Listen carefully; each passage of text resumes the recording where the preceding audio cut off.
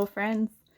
I am today going to talk about kind of a viewer question, and I had asked, weeks and weeks ago for questions, and you guys really delivered and got me some really good thought-provoking questions to answer. And this question was related to friends and how sometimes when we, INFJs, go through a rough time, we will lose friends.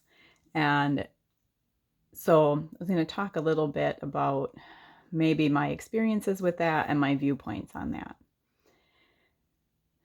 I never really have a lot of friends. At one time, I can't really emotionally maintain, I think, a lot of friendships. I mean, close friendships. I have a lot of acquaintances. I have a lot of people that enjoy my company, desire my company. I sound like I'm bragging there. I'm not trying to. But we can be very attractive to people. We have a very warming effect, lightning, joyful, if I can use that word, joyful effect on the environment and the atmosphere. And I was reminded of that yesterday, that someone told me that, I change the atmosphere of a room when I come in. And I thought, well, good. Hopefully I change it in a good way. But anyway, friendships. And I have a story from when I was in my early 20s about a close friend that I lost when I was going through a hard time. And I'll get to that story. But first, something that I have realized in my 40 years of life as an old lady here. Some friendships are meant for a season. A season of your life when either they need you or you need them or vice versa. And then life changes, things happen, that person moves on, you move on, you're into different things, and you lose that friendship. And I did have a very, very close friend that I still love very much. And she moved across the country. So even though we can connect via one of these little gadgets that I'm staring at, and when we do, start talking and conversing, it's like no time has passed. But she was my friend for a season. And then, her life and career changed and mine stayed here, and it's time to move on. And now our lives look very different, but I still always hold her close to my heart. So that kind of friendship, is for a season. And I've had other friends that similar thing, for the time of your life that you're in, it's good. And you can connect with them and you can love them and receive love from them. But then things change and things move on, and it doesn't mean that the relationship was bad. It's just done in the way that it was. But getting back to the topic of losing friends when you're going through a hard time, I think what happens is when I go through a hard time,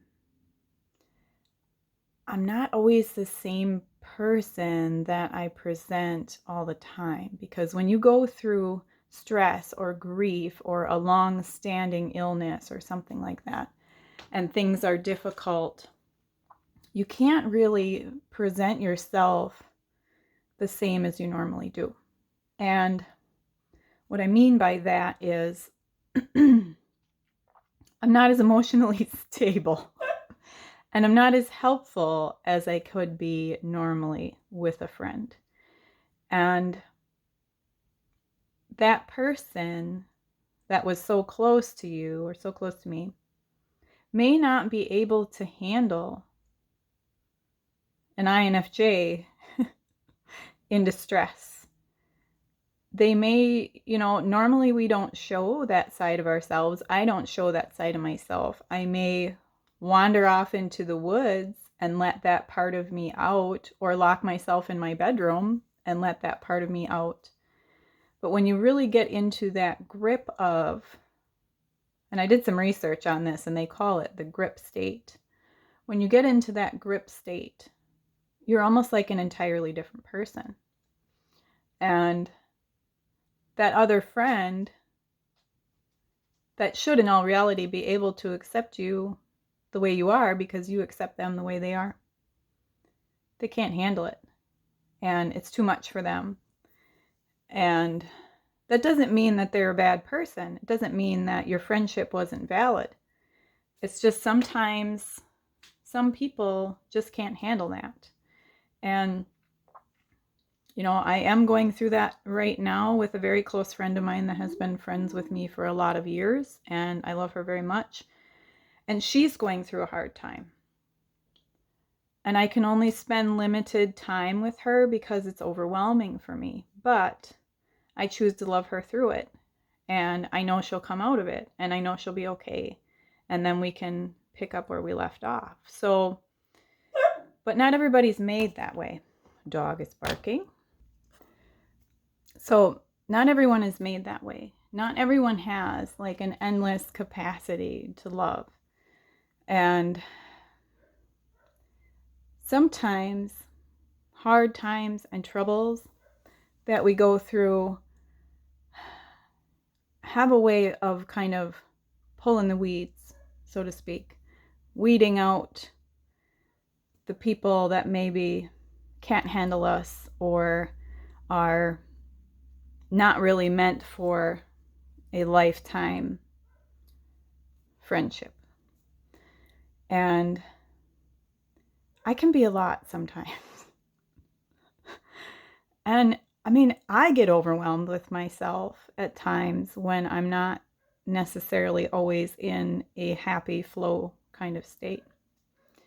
I get overwhelmed and annoyed with myself. I can't imagine what another person must think of that. And so sometimes going through these rough periods where I need more support than I can give someone else, it's just, it's God's way of weeding out the people that maybe are not serving you. And sometimes people were in relationships with you, friendships, whatever, for selfish reasons. And if you can't serve them anymore, they don't want anything to do with you. So good riddance to that. So I'm going to tell you the story of my friend that I lost when I was going through a hard time. And at the time, I realized what was going on, and it was painful, but now it's been 17, 18 years, so whatever, it's fine. And it's really funny because I actually saw her this morning at my PIO class, which she occasionally comes to, and I'm there, all the time.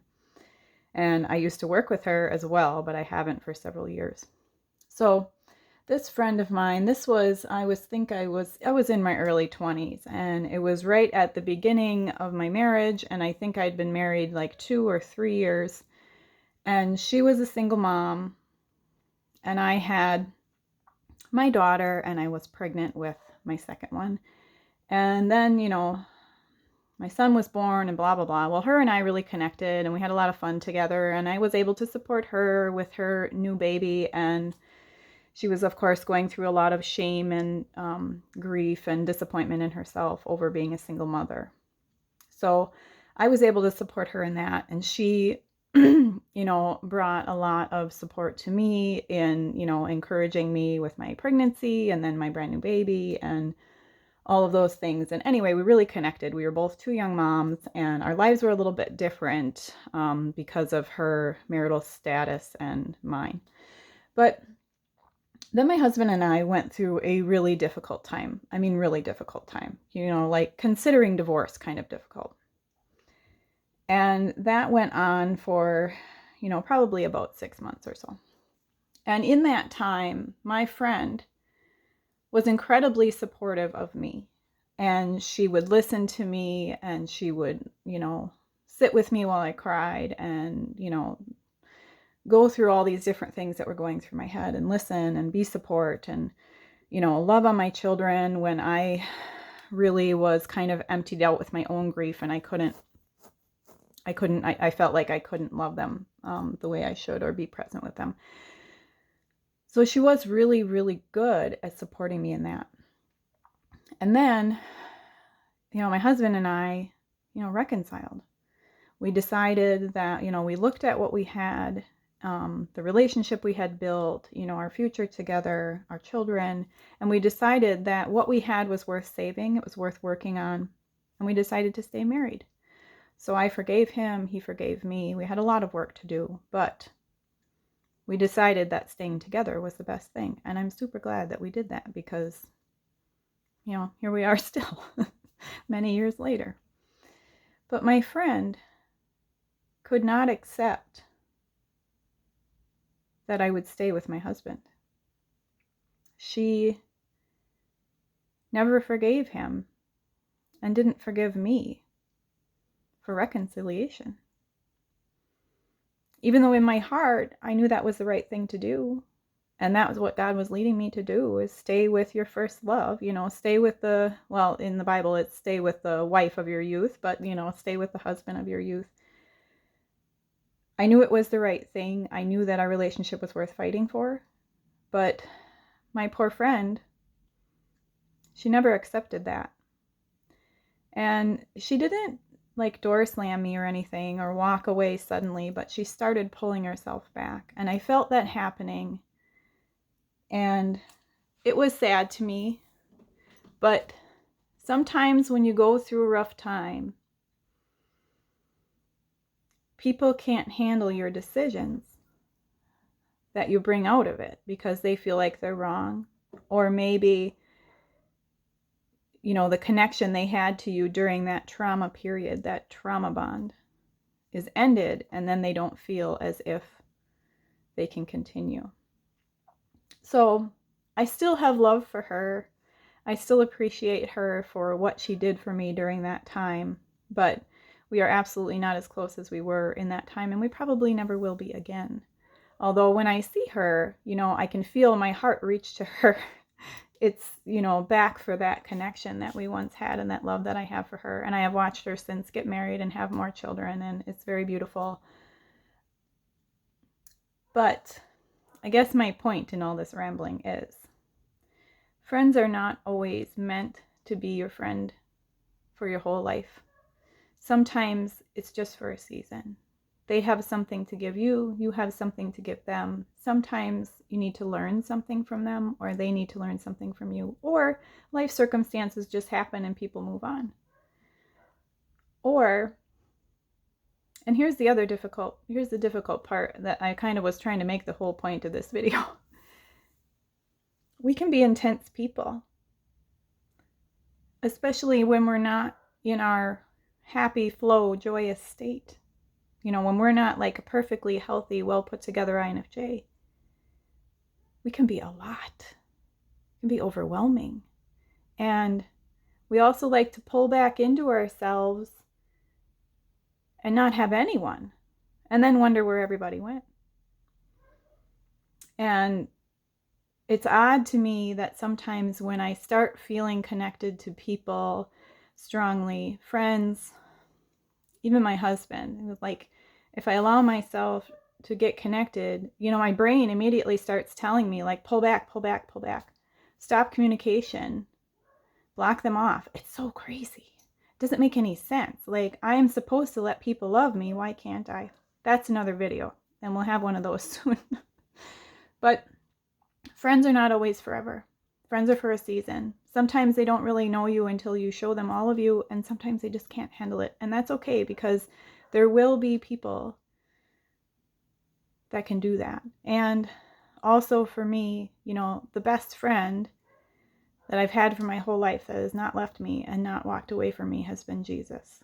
And when I'm in those really difficult, overwhelming place, that if I shared everything that was going on in my heart and my mind with a human, it would overwhelm them and they would want to run screaming away from me. I can go back to the arms of my first love, which is Jesus, and he can take it all. So there's my rattle for today, guys. Thank you so much. I appreciate you. Live and love out of the way you were created.